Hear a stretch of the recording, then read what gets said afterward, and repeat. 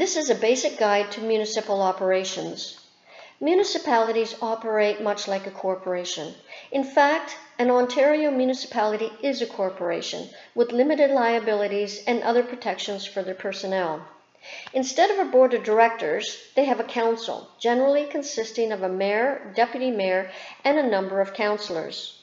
All are voted into their positions by property owners in that municipality. No one owns stock in a municipal corporation, but property owners pay property taxes which are used to cover the costs needed to run the municipality. The municipal council gives direction to their chief administrative officer, and that individual is responsible for the everyday operation of the municipality based on the mandate of council. Council is not involved with day-to-day operations. The Municipal Act states that the role of council is 1. To represent the public, who are the taxpayers, property owners, and constituents, and to consider the well-being and interests of the municipality. 2. To develop and evaluate the policies and programs. 3. To determine which services the municipality provides. 4. To ensure that administrative policies, practices, and procedures are in place to implement the decisions of council, and to ensure the accountability and transparency of operations, including the activities of senior management. 5. To maintain the financial integrity, and 6. Carry out the duties of council under the Act. The Act further explains that the role of officers and employees is 1. To implement council's decisions and establish administrative practices and procedures to carry out council's decisions. 2. To undertake research and provide advice to council, and 3. To carry out other duties required under the Act. Municipalities must conform to the Planning Act, the Provincial Policy Statement, the Municipal Act, the County's Official Plan, and any other applicable acts. The Planning Act sets out the ground rules for land use planning. It describes how land uses may be controlled and who controls them. This Act describes planning as an open process involving property owners and elected officials. It encourages early upfront involvement and the use of mediation techniques to resolve conflict, as per Section 65.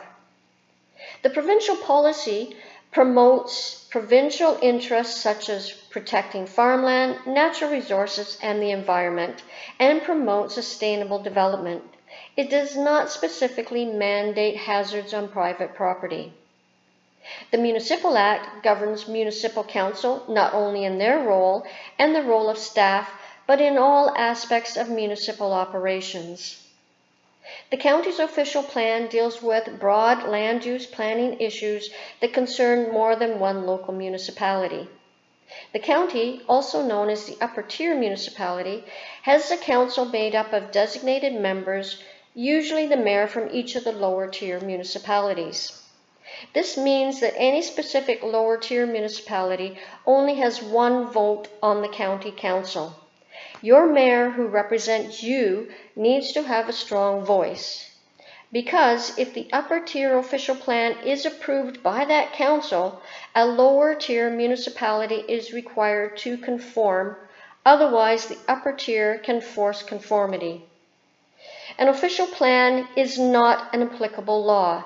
It requires a zoning bylaw to give its policy legal effect.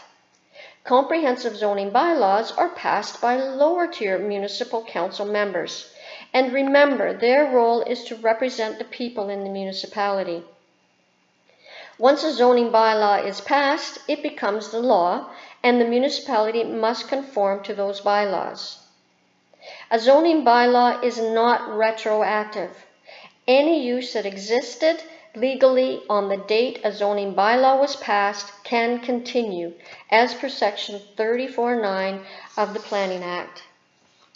Strong voices are needed during the planning process to ensure transparency, understanding, opposition when needed, accountability, and collaboration.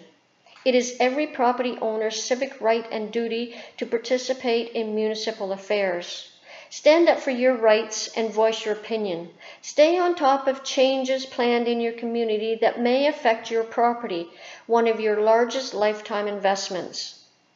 Every Canadian property owner and title holder can vote in the municipality where you own property, no matter where you live.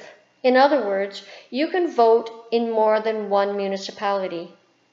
Your vote determines who makes the decisions that affect your future.